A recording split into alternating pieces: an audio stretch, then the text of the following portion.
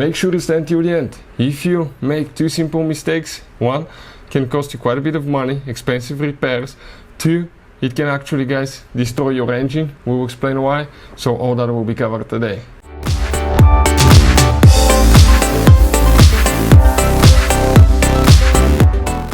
Hey guys, welcome back to Auto Repair, guys. Thank you guys for watching and subscribing to the channel. Today will be super helpful video to any of you having a Dodge Charger. If you need to remove or replace upper intake manifold, stay with us. We'll explain how to do that step by step. There is a few tricks that will make your life easier. Otherwise, you can, guys, damage a few things here and there. Also, we'll explain about two common mistakes people make when removing or replacing upper intake manifold that can practically cause quite a bit of headache, and it can lead to expensive repairs and in some cases even engine replacement. So stay with us until the end and we'll explain what we're talking about.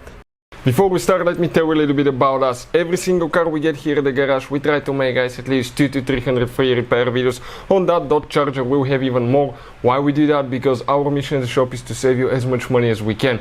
All we need, guys, in return, please subscribe to the channel, like the video, that way we can keep making these free videos, absolutely free. And if you guys need to buy any parts, tools for your Dodge Charger or any car, you want to get them at a good price and quick shipping, you want to save money, check out the link in the description of the video below. That's where we get all our tool supplies from, and we'll share where you can find even additional things. So what do we have here specifically now? You can see we're going to pull that upper engine cover. It attaches with 4 rubber bushings. You just grab it with your hands, guys, and you just pull it straight out. It attaches right here to those posts, okay, you can see, and one here and here as well. So now we need to remove that intake hose. It needs to come out. 8mm socket, we pre-loosen that clamp. Now right here, okay, there is one more. That was a throttle body. That sensor is for the intake air temperature sensor, disconnected. Right here there is one rubber bushing that needs to come out. You pull it out, it comes like that. That intake hose is out. Next, let's see what else we have. Quite a few things.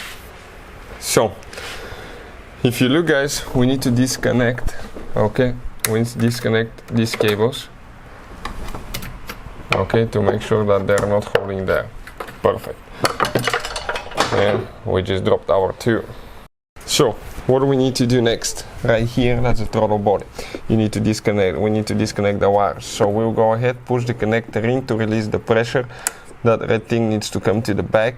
Grab only for the plastic part, do not pull on the wires ever, because you can pull them out of the connector. So you can see, press here and disconnect it.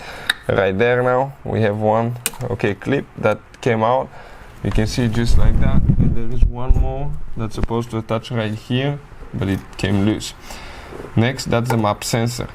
So same thing, red thing needs to come back, press down, disconnect. Came out. One hose. This is for the purge control valve. Let's pry it up. Okay, we pry that hose up, it comes out. This is a brake line, the brake booster hose, vacuum hose. We disconnect that one. Now this hose you can disconnect it either from the intake manifold or the PCV valve. We recently removed the PCV valve, so it will be easy there. Right here, okay, we have one more connector. One second, let me go ahead and get that. Right there, okay, you grab that thing, you come like that,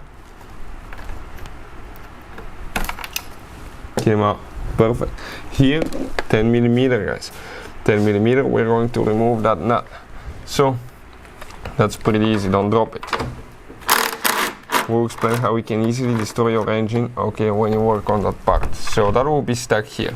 But if you come towards the bottom now, towards the back, excuse me, there is one more nut. 2 nuts. So we remove both of them. That's great. Right there, towards the bottom, there is back one bolt. That's hard for me to show you. But we need to get a 13mm wrench, okay, and that bolt we'll need to pre-loose. It's a nut.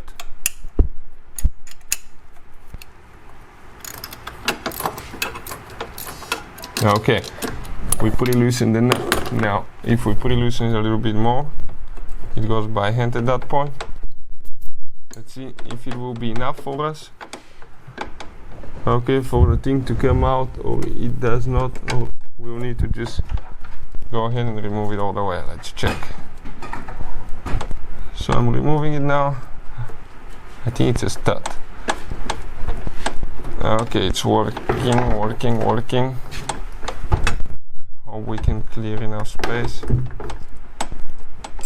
Perfect, that's it. We came out, we grab that thing. That mount, it has a cable on it. We can just flop it there on the side. Now, what else we have? Let's investigate here. We need to go ahead and we have 10mm here, 2 nuts that hold the intake manifold to these metal brackets.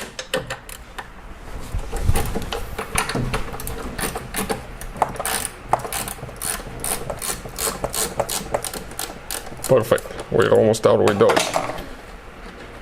Careful not to drop the nut, it's a little bit of a limited room, but you should be able to do it easily. Great. Next, we go on the other side. A little more there as well.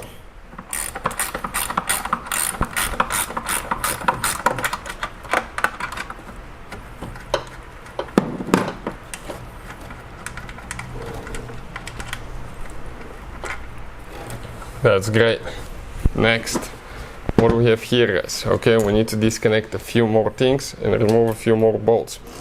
We need to start in a cross pattern. Let's start from the inside going towards the outside, kind of like an X pattern. That's how you're supposed to remove it, so you don't actually, guys, okay, you don't cause any wrapping. Nothing will be like will be uneven, because those are plastic intake manifolds and you can damage them.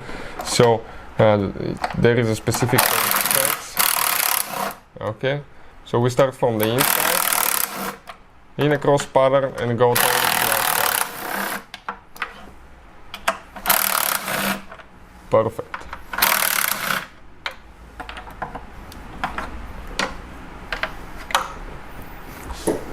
Let's see where that one is. Not there. Okay, right there. Yep. Keep going. Right there. Perfect. Now we have one on the side.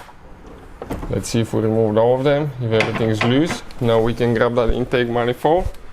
Okay, it needs to come towards this side because we have 2 metal brackets there. So lift it on the left and pull it out. Okay, and upper intake manifold came out. Common mistake people make here now, they don't replace the gasket, and every time you remove it, it's recommended to replace these gaskets. They're super easy to replace and they're not expensive at all. If you don't, you can develop vacuum leaks. The engine will start getting extra air. It may not even start. It may be revving up, unstable, idle. It can cause lean codes, give you codes for bad oxygen sensors, and that later can actually lead to bad catalytic converters as well.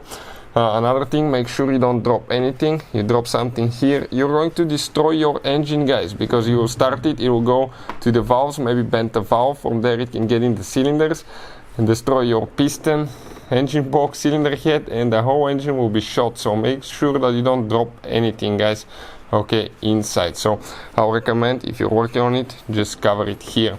Now that foam piece was supposed to be here, okay, some of you will have it, some will not. We just bought it to replace it because it wasn't on that dot charger, but you will see where it will be. So that's how we remove the upper intake manifold. So we'll just cover it like that to make sure that nothing gets there and we don't drop anything, but still be extremely careful. So that's how you guys remove the upper intake manifold, okay, on dot charger. If you need to replace it, that's how you do it.